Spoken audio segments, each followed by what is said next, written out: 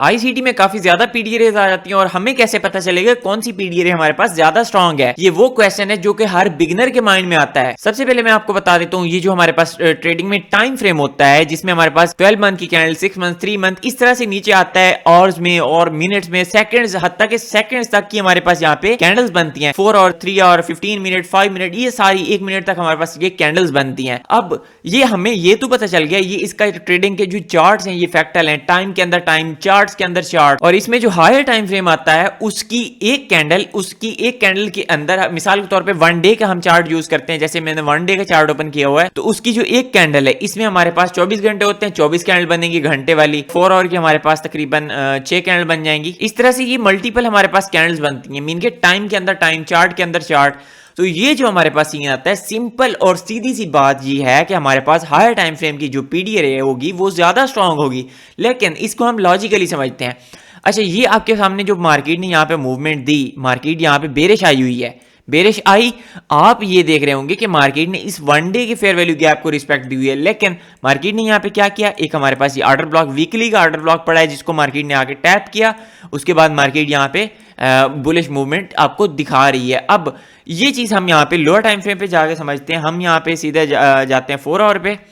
यहाँ पे 4 आवर के आने के बाद मजीद मैं आपको यहाँ पे चीजें डिटेल में सिखाता हूँ। अब यहाँ पे हमारे पास ये एक फेयर वैल्यू गैप था, डेली का फेयर वैल्यू गैप आपके सामने। यहाँ पे डेली के फेयर वैल्यू गैप को भी मार्केट ने रिस्पेक्ट दी, जो कि ऑर्डर ब्लॉक, वीकली के ऑर्डर ब्लॉक से ओवरलैप कर रहा था। सवाल ये पैदा होता है, ये जो हमारे पास एक डीलिंग रेंज हमने मार्क किया, कहाँ से, ये लो टू ये हाई हमने ये मार्क किया, इसके अंदर भी हमारे पास जब हम लोअर टाइम फ्रेम पे जाएंगे हमारे पास रेंजेस होंगी, हमारे पास प्राइस की मूवमेंट होगी।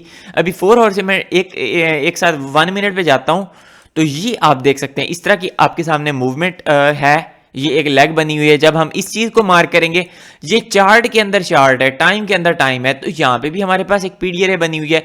हम ये चीज देख लेते हैं मार्केट ने इसको रिस्पेक्ट दी है कि नहीं दी, इसकी कैंडल्स हम कुछ देख लेते हैं। तो ये आप यहाँ पे देख सकते हैं मार्केट ने इसको ब्रेक कर दिया, हालांकि ये भी तो पीडीए रे पड़ी थी, मार्केट को चाहिए था इसको रिस्पेक्ट देके फिर इस तरह से नीचे आ जाती। और यहाँ पे लोअर टाइम फ्रेम पे मजीद भी हम देख लेते हैं, यहाँ पे पीडीए रे, ये फेयर वैल्यू गैप है, आगे गैप पड़ा हुआ है, ये सारा कुछ यहाँ पे आप देख सकते हैं। यहाँ पे भी फेयर वैल्यू गैप है, मार्केट ने इसको रिस्पेक्ट नहीं दी, मार्केट रिस्पेक्ट देके नीचे आती, लेकिन नहीं किया मार्केट ने, क्योंकि हम यहाँ पे लोअर टाइम फ्रेम पे बैठे हुए हैं। लोअर टाइम फ्रेम, जितना भी हम लोअर टाइम फ्रेम यूज करेंगे उस पे जितनी भी पीडीए रेज होंगी वो आपको जल्द से जल्द फेल होती या फेल होती दिखेंगी। जो हायर टाइम फ्रेम की पीडीए रे होगी उसको बनने में इतना टाइम लग जाएगा और उसको मार्केट ज्यादा रिस्पेक्ट देगी, किसकी निस्बत, लोअर टाइम फ्रेम की पीडीए रे की निस्बत। अब सिंपल सी ये मैंने यहाँ पे एग्जांपल दी और एक और भी यहाँ पे मैं एग्जांपल देता हूँ।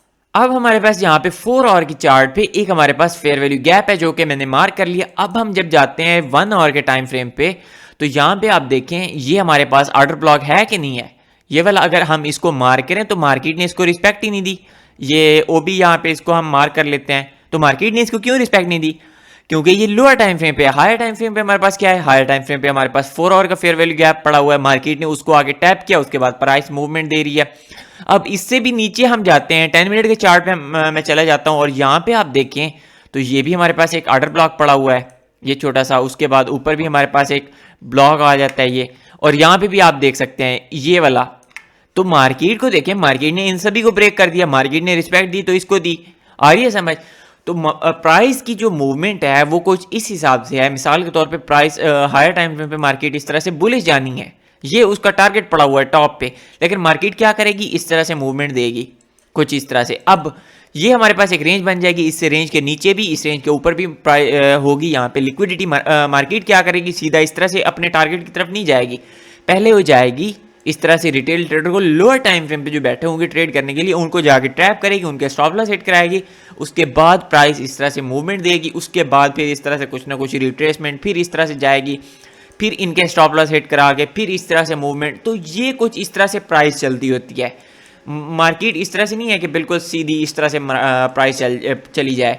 तो ये सारा सीन है, इसमें सिंपल ये चीज़ है, लोअर टाइम फ्रेम पे जो भी आपके लेवल्स हैं प्राइस उनको रिस्पेक्ट भी देती है, उनको फेल भी करती है, और हायर टाइम फ्रेम पे जितने भी हायर टाइम फ्रेम पे आप जाते जाएंगे उसी हिसाब से प्राइस उसको रिस्पेक्ट भी देगी, उसको फेल भी करेगी। और जो हायर टाइम फ्रेम वाली पीडीए रे होगी उसको बनने में, उसको फेल होने में बहुत ज़्यादा टाइम लग जाएगा, जो लोअर टाइम फ्रेम की होगी उसको बनने में या फेल होने में उसको कोई टाइम नहीं लगेगा।